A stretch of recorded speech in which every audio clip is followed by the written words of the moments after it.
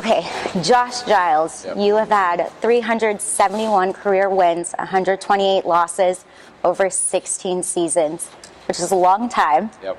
Do you see yourself stopping anytime soon? No, I don't. I kind of feel like I'm like grandfathered in here, I guess. You know what I mean? So I think, maybe 5, 6, 7 years ago, I could see myself maybe moving on. But like right now, I feel like we've kind of built something, and there's a couple things that we have.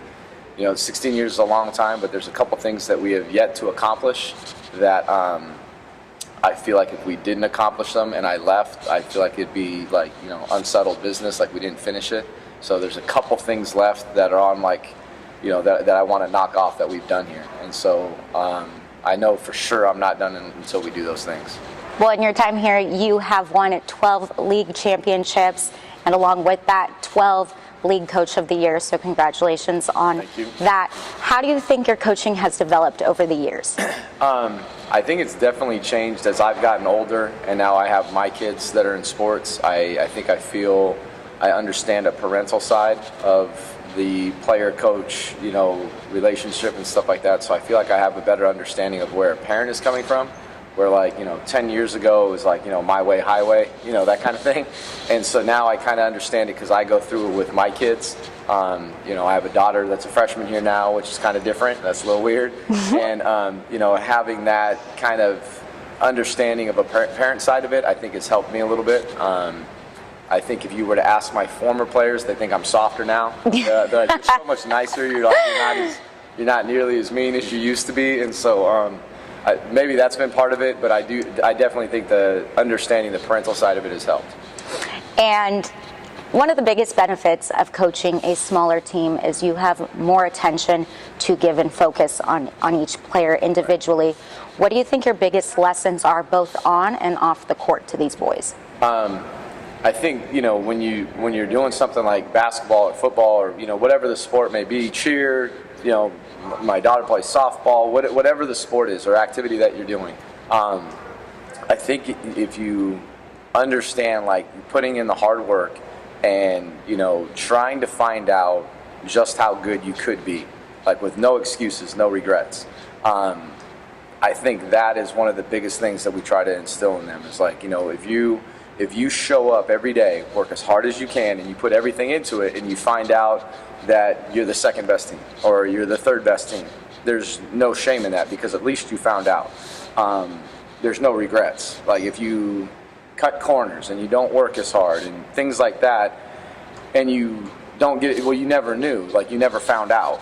And I would much rather know, okay, hey, we were the third best team in the state, or we were the third best team in Southern California. I want to find out. And that constant, every single day we're trying to make that push, that 1% push to get better. And I think it's not just for sports, but I think, sports are, a good microcosm of that for your life. But if you're doing that in all aspects, just trying to make that 1% push every day to get better, what could you be? And I think that's one thing that we try to really instill in them. And then the other thing would be, the whole setting of goals. When you set a goal, you don't want to set something that's easy. You don't want to set something that's outlandish that you could never get to, but something that was really going to make you have to push yourself to get to.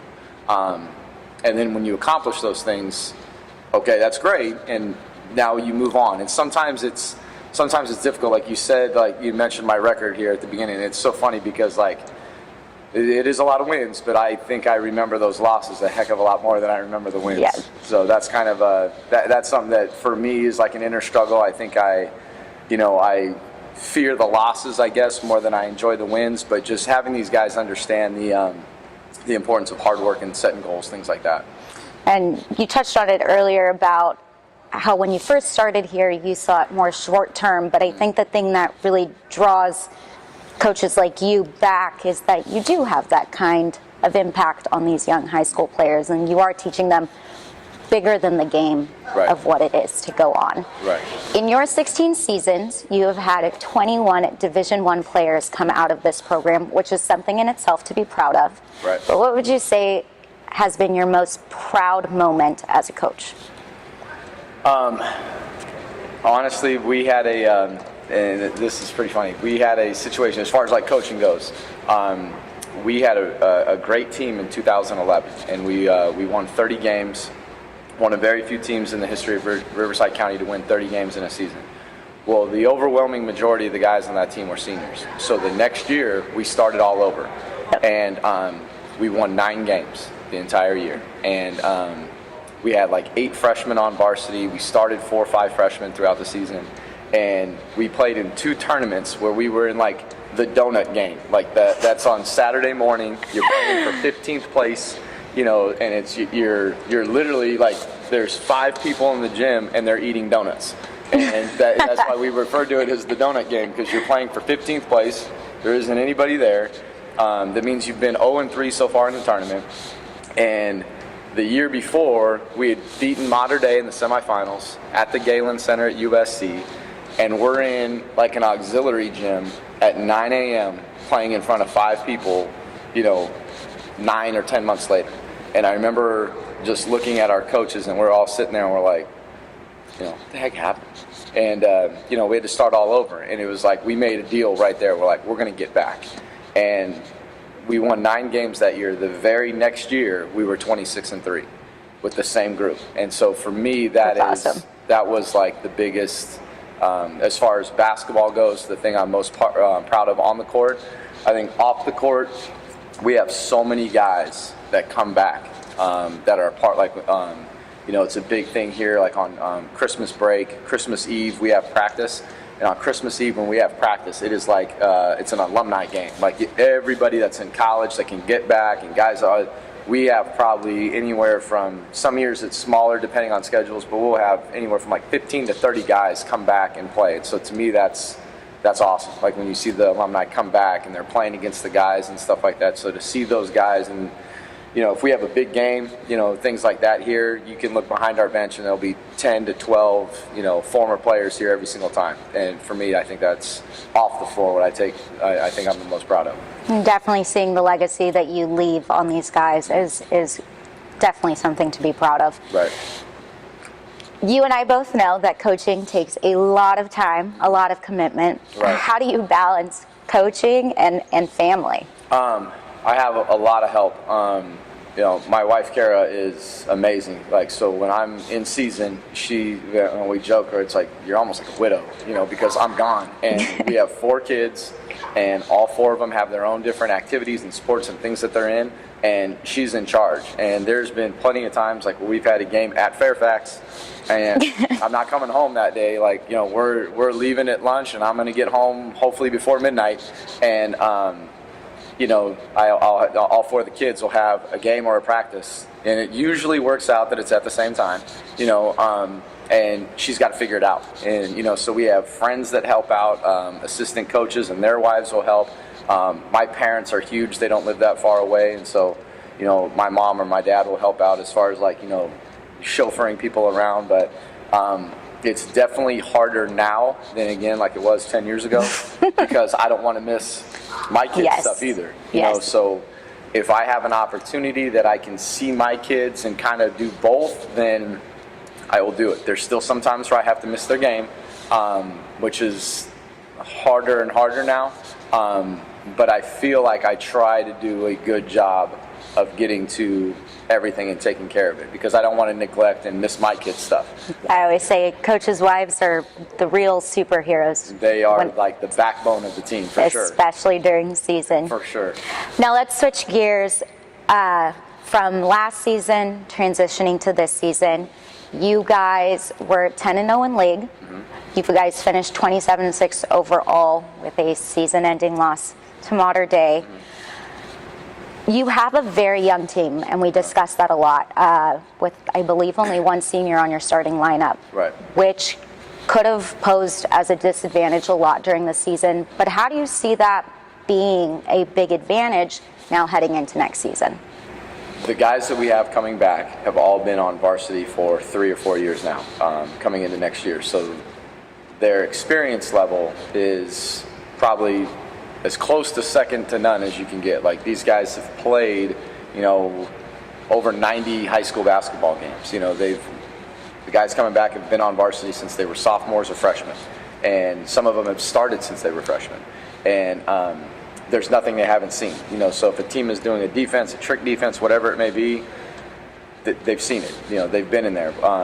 We've been in big games where you're down and then you have to come back and find a way to win.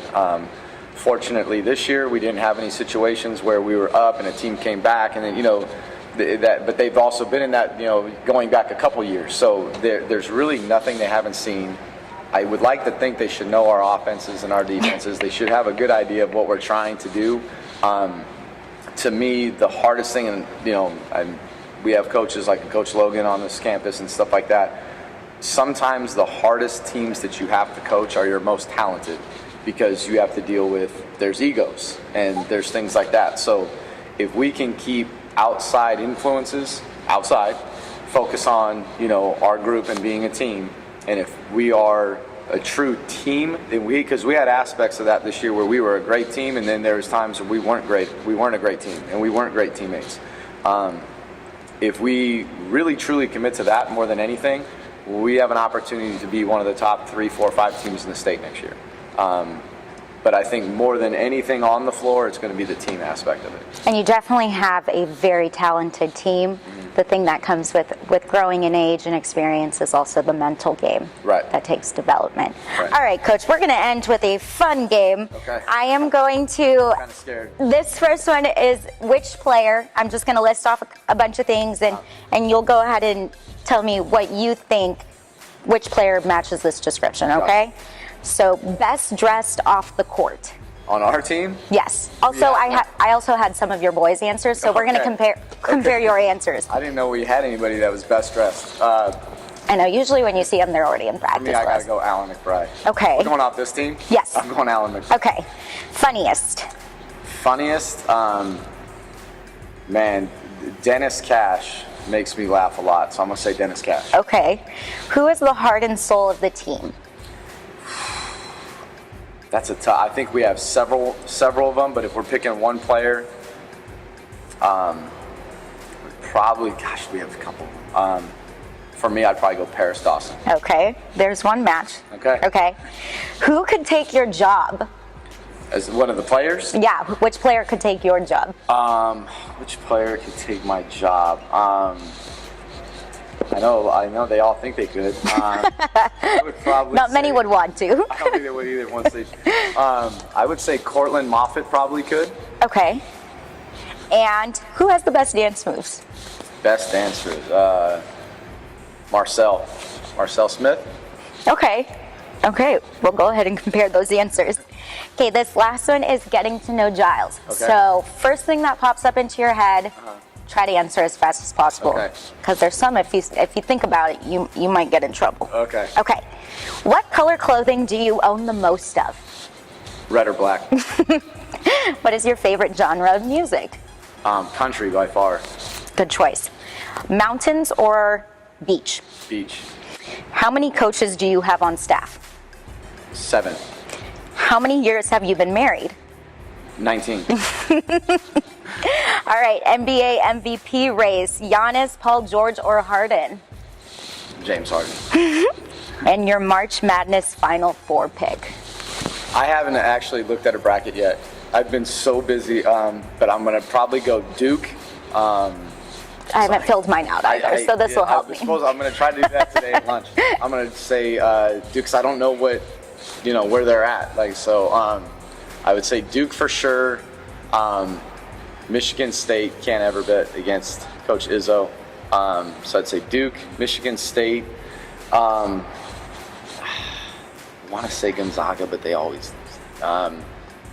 They were in my conference in college, so that was hard. I bet. Okay, so I'll say Duke, Michigan State, North Carolina, and then Virginia always loses early, so I'm not going to say them. I will go with, you got to have a sleeper.